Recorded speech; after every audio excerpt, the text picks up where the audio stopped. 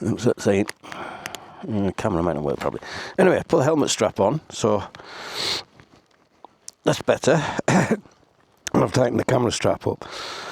But I gotta get going before one of them cars catches up with me. I have to go through the palaver of overtaking them again.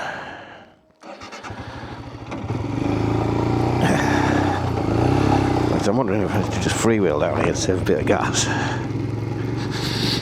Gas, man.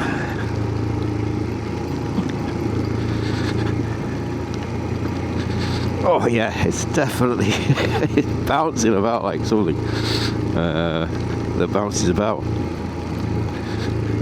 Yeah, the suspension is nowhere near as good. Which I suppose you could say is strange, because we've got a motorcycle that's called a Scram. Mind you, I suppose the Himalayan is a off-road bike, isn't it? I think there'd be no point at all in taking Angie out on this. She'd hate it as much as she hates the hurt her back too much.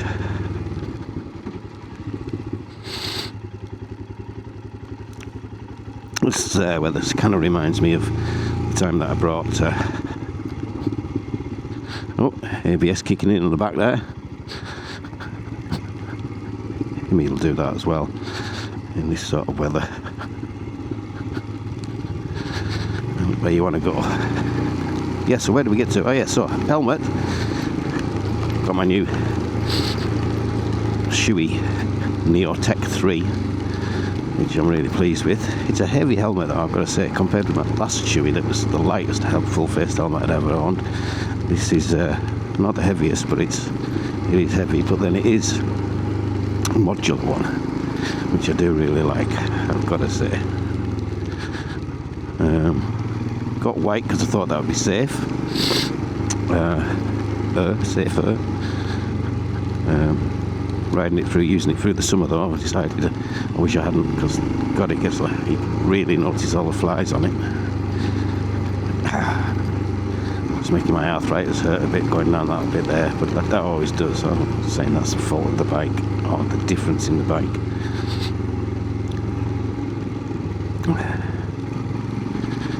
Excessive use of the front brake going downhill will always hurt my arthritic thumb and the joints around there. Yeah, then coming down, I've put my neck buff on, the one from Knox. It's supposed to be windproof, and I do like that. It seems to be working better than a big Shimano. It doesn't look as cool as my Shimano, like, but it certainly seems to keep more draft out, and I can completely cover my neck with this. It's not a rucker jacket, is it? It's a, I don't know, something beginning with R. You can see it there. This was just one of those impulse buys when I was just outside the bike shop and it started to rain. I didn't have any waterproofs with me, so I went and bought this. This was the cheapest one they had, and boy, is it a good jacket. If I got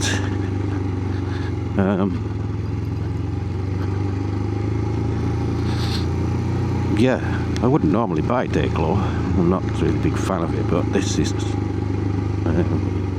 put that aside, it's actually a very good piece of clothing. Yeah, it's got a good big baffle around the zip. I found it incredibly warm and waterproof all the time. Big enough that it fits over the top of most of my other riding gear. The only issue I would have with it, if would possibly could make it better, is if it had opening sleeves, opening Velcro sleeves, that you could get the big heavy gloves on underneath. I can get my summer gloves, put the jacket on with my summer gloves on and zip it up, which is fine. So that makes me nice and completely watertight. Good bit of moisture management. But it has to be said, It's not happened yet, but I always think that the water's going to run down the sleeves and into the, it's just an added bit of moisture getting into your gloves. Not that I think that matters too much, but compared with what you get on your hands. And I don't ride any bikes with bars low down either anymore, so yeah. Then underneath this jacket that's made by somebody called, we're starting with R, I have a cheapest chips, waterproof and supposedly windproof. Well, it is windproof. I'm not sure about this waterproof qualities, to be honest. It's more showerproof.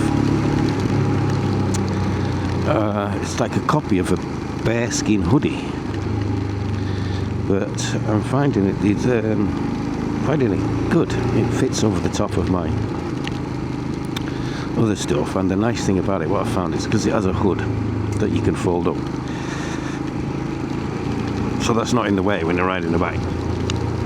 Is that when I stop on the bike and I want to go for a walk somewhere and then it rains, because it rains in Cumbria, I've got a hoodie and I've got a waterproof, windproof jacket. It's nice and light. It's got huge big pockets. Bizarrely a little bit too big. It's got pockets in the arms that I can keep little knickknacks in, like a small wanty tool, and I've got sunglasses in one side. I don't know why, because I've be surprised it's got a sunshade on it, but anyway, the sunglasses in there, and a little box with my earplugs in, which is nice to have on the arm, easily accessible.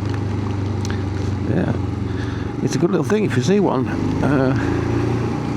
I would recommend it.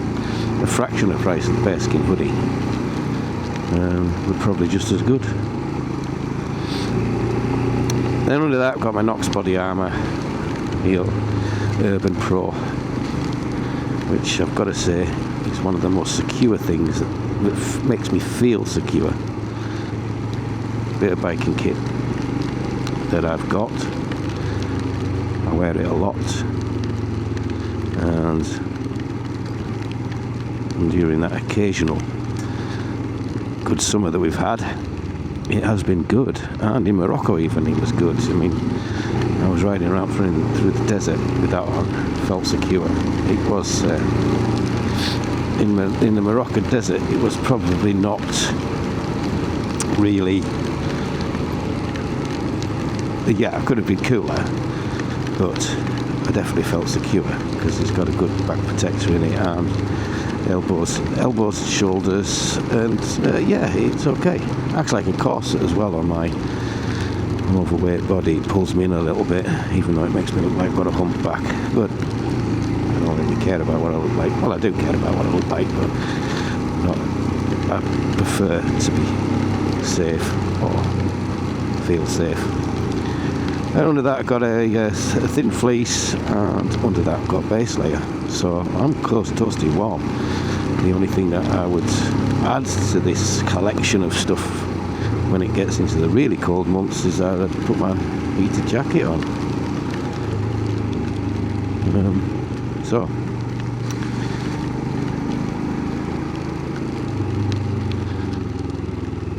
So good. And then I've got my good waterproof trousers, and I put the lining in now. It's got to that time of year I put the lining in. I've got braces to hold them up. Yeah, and then I've got on the bottom, I've even put the winter socks on now. I've got the big woolly socks on, and I've got a pair of former low adventure boots. Again, good bit of kit. So glad I bought these. I've been on long fell walks with these boots on. I mean, they are heavier than walking boots, but you can walk about in them without too much of a problem. They do have good grip, and they seem waterproof. I think that now, I mean, I've had them a few years now, and I think there's one bit where it's coming in around the the gear change area on the left foot, but you know, will any boots, not if leather boots, will any leather boots stand up to that after years of use? We've just started leaking in now. This sort of season.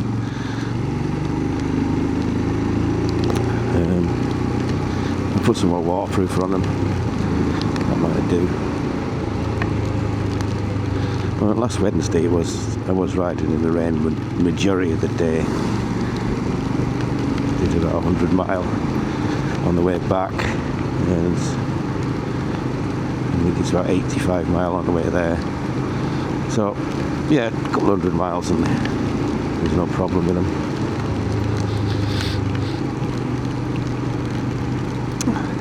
So I always wanted to do a kit rundown just for my own information, really, to try and stop me from buying any more kit. It's 40 mile an hour too low to be putting into 5th gear on my bike. Don't know. Comments down below. Doesn't seem to be a rev counter on this. If there is a rev counter, I've not worked out where it is. There is a button here that you can press that changes things around. To be honest, I've not done it, so I wouldn't know.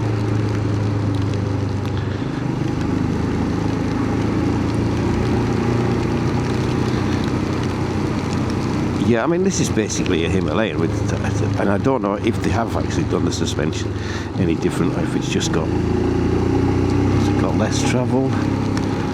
Say, I watched a YouTube video on it saying that they do have less travel, and I suppose they do, because it's nice and low. I've got to say, well, it's lower than the Himalayan. I've got to say, I can nearly flat-footed.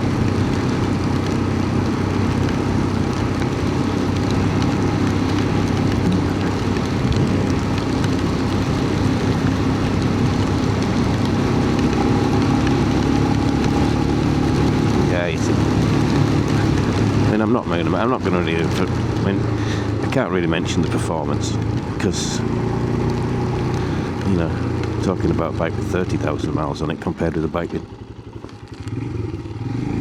less, just over, around 600 miles on it. So,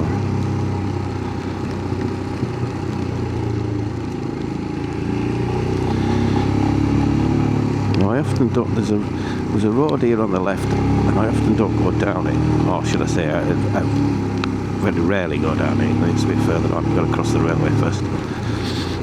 I've got to go down it today. I suspect it gets me out. It does. It gets me out nearer the petrol station, which I should put some petrol in. Gordon's bike. James has lent me. Coming up now. I've got behind me nothing. Do a sudden stop if I need to.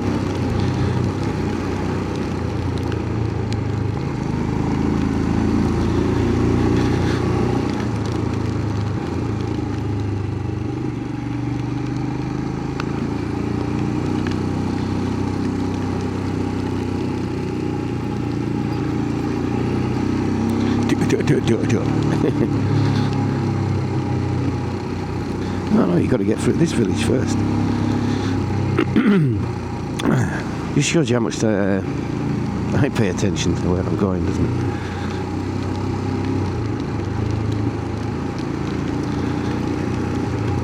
I always keep forgetting as well how low down, how sort of middle of, yeah, more sort of central of Cumbria that this chosen track takes me out on. Track, this road.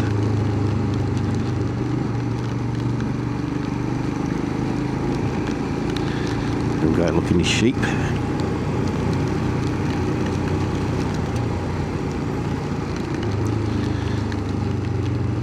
I'm a bit of an impasse now.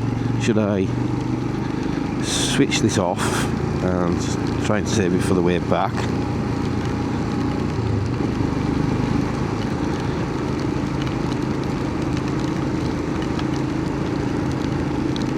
Yeah, I think I will. Is this a good place to stop? Not really, there's cars on the other side of the road. It's obviously not a good place to stop those.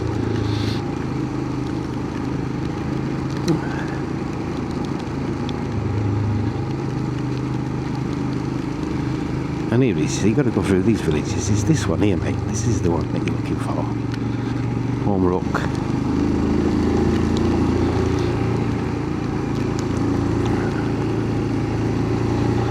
There's this car in front of me and I don't really want to go. The hassle of passing him. My next stopping place, I'm going to stop. Turn you off. And I think this is it.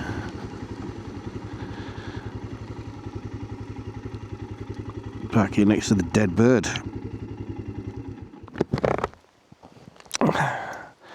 Unfortunately got to take the helmet off.